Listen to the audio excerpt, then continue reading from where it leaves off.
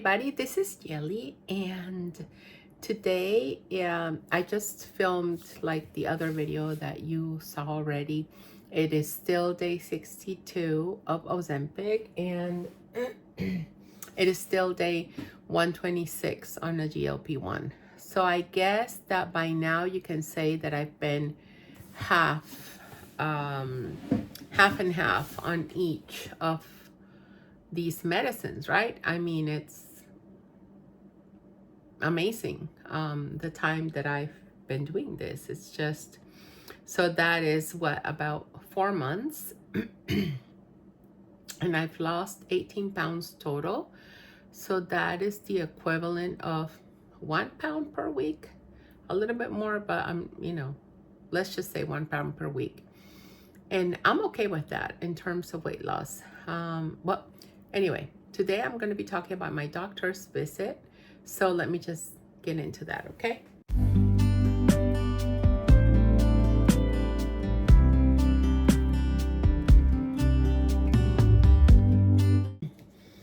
I did want to start by saying that, right? That it's been 18 pounds, which is quite cool.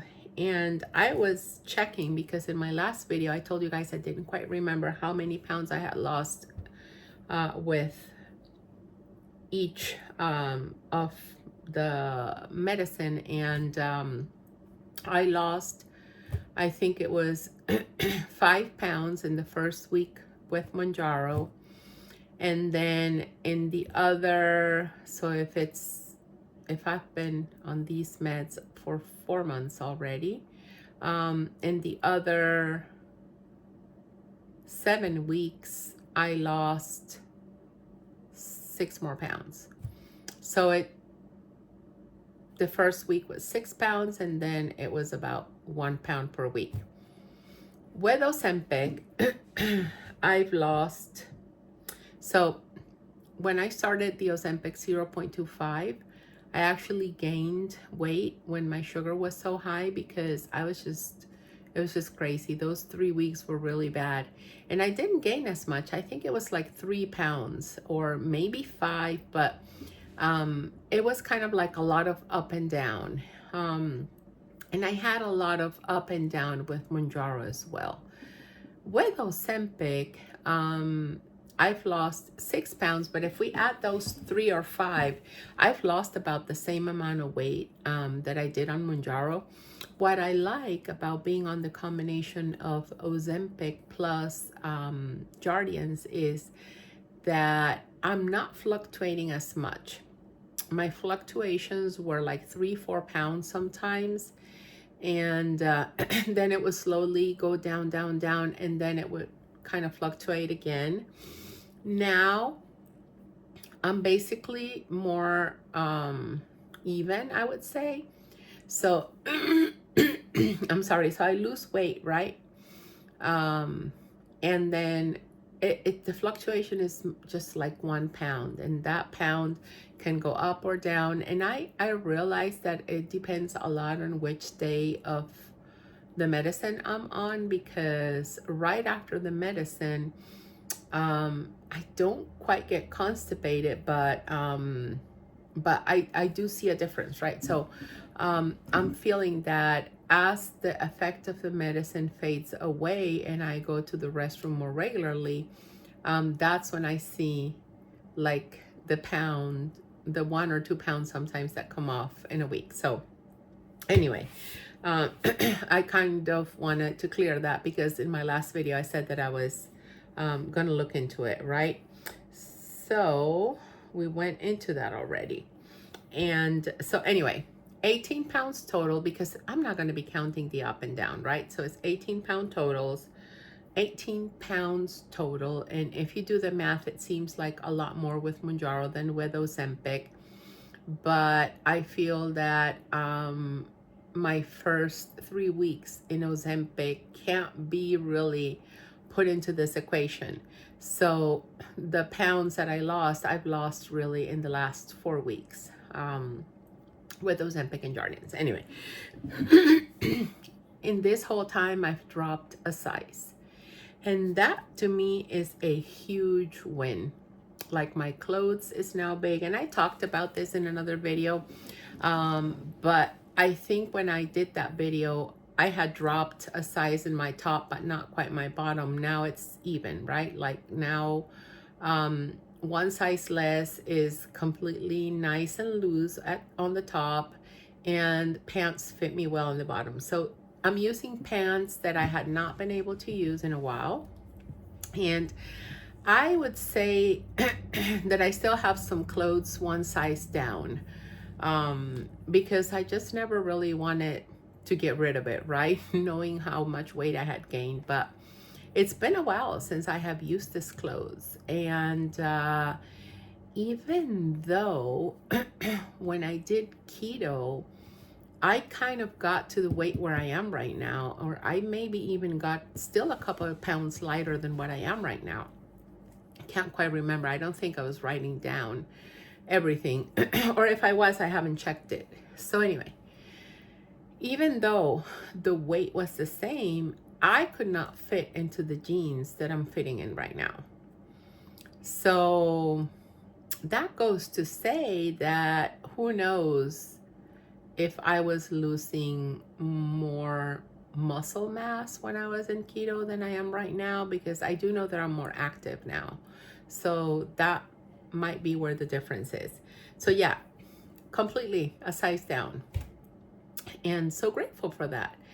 So what I'm doing is trying to wear a lot, all that clothes that I have that are kind of big on me, because as I keep losing weight, I know that at some point I won't be able to use them, because some I might be able, you know, to resize them, but a lot of them are t-shirts, and yeah, they'll become house t-shirts, right? So anyway, I mean, a good problem to have though, just saying.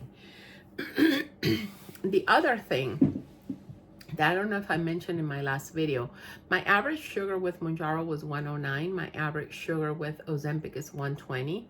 So there is still a 10-point difference, but I am on half of the dose of Ozempic that I was on Mounjaro. So that's not quite comparing apples to apples. And I will titrate up a little bit. So my doctor and I talked, and she doesn't want me titrating all the way up to 1. She feels that that is a huge jump to go from 0.5 to 1. So she wants me to go to 0.75. But I told her that before a trip to Disney, what I did was I injected 0.25 that I had left on one pen, and then 0.25 from another pen, because I didn't want to waste those 0.25. Remember that after 3 weeks in 0.25, I went up in dosage. But the pen kind of has some extra clicks on it, and it had like 8 extra clicks. And I was like, I'm not going to lose these 8 extra clicks. And I don't know, like, what the equivalent of those clicks were, since it was 25 plus 8 clicks. I don't know if it would have been the same to take 8 clicks off of 25 in the other pen. So I just went ahead and did 25 plus the extra 8 clicks. And I told her that that really made more of a difference in my sugar, and it made more of a difference in my appetite. It also made me a little bit constipated too. So I didn't want to titrate up all the way to 0.75. So if I could titrate up to 6.25 instead of 0.75, like, that would be the best case scenario for me. Kind of titrating up slowly. And if I can divide the 0.25 in 4, even better.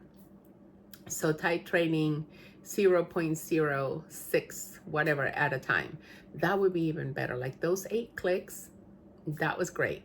And then when my body gets used to that, then I can go 8 more clicks, whatever, right? So anyway, I'll count tomorrow when I inject, because tomorrow's injection day. I'll count the clicks from 0 to 25, and I'll count the clicks from 25 to 50. I mean to point 50. So I'll try to help her figure out, because she has a nurse working on this to kind of figure out the dosage. And I don't know about the amount of liquid that comes out of the pen, because I'm not going to play around with that, right? But I can at least give her the information with regards to clicks. I can tell her exactly how many clicks from one to the other. So anyway, maybe that information will help the nurse that's helping her, right? I had told you this already because I had gotten my blood work. My doctor used to see me weekly, then it went like bi-weekly, and then she kind of said, come back in I don't know how many weeks, right? So it's been a few weeks since I saw her, and in between those weeks, I did get my lab work done, and my A1C is 6.5, and it was 8. So from 8 to 6.5, that's wonderful. And I did my lab work right after finishing the 3 weeks of 0.25 Ozempic, when my sugar went up. And it went up a lot, because my average sugar in those weeks was 140 something. So I'm sure that my next A1C is going to be lower than 6.5 for sure, if I continue on the medicine the way I am. And hopefully it'll even be 6 or less. So, but hey, you know, still good. So I like that part. In terms of what I talked with her, the other thing we talked about was blood pressure. Like she said that it was a little bit low. It was 10/60. However, she also did warn me that Jardiance kind of had that effect on blood pressure. And in the morning, so I took my medicine and I went to my gynecologist. And that was like 30 minutes after taking my medicine. And it was 12/80. I went to my endocrinologist 2 hours later. So 2.5 hours after taking my medicine, and it was 10/60. So assuming that it was well taken both times, you can kind of see how the like Jardiance does affect me that way, since I don't suffer from high blood pressure. So that's something to keep an eye out for. And just I'm considering like getting something to kind of measure it throughout the day, and just see if there's a difference and a relation to when I take the medicine. So that was the other thing we talked about. And she said to continue using my glucose monitor. She told me that I was 100% in range, which means that my sugar didn't drop low. I had false lows, which were just kind of pressure lows at night, and some craziness with some of the CGMs. But and then and it also means that my sugar didn't go up above the range that we have set as the roof for my sugar. So that is also great, because like she said, it is more important to be in range than the result of the A1C per se, because the A1C is the median of how your sugar has been. But if a person lives with sugar which is either too high or too low, it rarely sits for a long period of time in the middle. That's not necessarily great, right? So time in range gives a more accurate and like a better goal to be in. But not everybody wears a continuous glucose monitor, so we still rely on A1C for a lot of things. So anyway, then what else did we talk about? I'm kind of going over a list that I have here because I want to make sure I don't leave anything out. So she said, come back in 3 months. she gave me a few continuous glucose monitors, which I appreciate, guys, because the copay for those are no joke. Like, the copay for those are a lot of money. So the fact that she had some that she could give me, that was just great. And I really like them. I really rely on them. And I don't know, even if I get my numbers down to a certain level, I think I might still want to continue using them. So we'll see, right? And then yeah, like basically the consult was that. She was just like happy that I was doing so well, and that things, you know, were going good for me in terms of sugar and exercise. And she did go over some questions, because on Jardian she was like asking me, do you have a lot of cough? And I said yes, but I don't know if it's because of the season we're in. So that's something I need to keep my eyes out for. The other thing that Jardians can kind of trigger in people is either UTIs or yeast infections, right? And then my gynecologist was actually telling me like, oh my gosh, don't even get me started, right? Because she has a lot of people that have issues with the medicine. I said, I haven't noticed anything. I do notice certain differences when I am well hydrated and when I'm not, but I'm trying to keep on top of my water. And then the other thing that I kind of have realized is that I started taking my supplement of cranberry. I remember that at some point when I was going to the bathroom too frequently, I started taking cranberry, and it really, really helped me go and not have to constantly pee. So that was something that helped me. So I started it again. And ever since I started it, that has gotten better too, because I can drink water, but I can hold it better as well. I had to stop the video for a little bit because my, I don't know. I just really hope that we're not getting sick again because nobody needs that. It's going to be Thanksgiving soon. Anyway, so what is my take, right, on this? I am eating better, which is good. I kind of slacked a little bit in those weeks where Ozempic was not quite there and my sugar was really high. So I have to really go back